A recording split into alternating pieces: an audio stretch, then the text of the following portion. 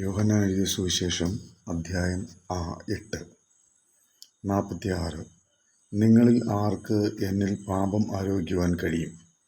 ഞാൻ സത്യം പറയുന്നുവെങ്കിൽ നിങ്ങൾ എന്നെ വിശ്വസിക്കാത്തതെന്ത്?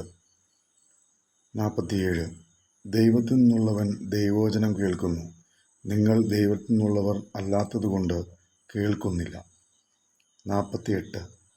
യഹൂദന്മാർ അവനോട്, നീ ഒരു ശമര്യക്കാരനാണെന്നും നിനക്ക് ഭൂതമുണ്ടെന്നും ഞങ്ങൾ പറയുന്നത് ശരിയല്ലയോ എന്ന് ചോദിച്ചു. 49. അതിന് യേശു, എനിക്ക് ഭൂതമില്ല, ഞാൻ എൻ്റെ പിതാവിനെ ബഹുമാനിക്കുന്നു, നിങ്ങളോ എന്നെ അപമാനിക്കുന്നു. 50. ഞാൻ എൻ്റെ മഹത്വം അന്വേഷിക്കുന്നില്ല, അന്വേഷിക്കുകയും വിധിക്കുകയും ചെയ്യുന്നവൻ ഒരുവനുണ്ട്. 51. ആമേൻ ആമേൻ, ഞാൻ നിങ്ങളോട് പറയുന്നു, എൻ്റെ വചനം അനുസരിക്കുന്നവൻ ഒരു നാളും മരണം കാണുകയില്ല എന്ന് ഉത്തരം പറഞ്ഞു.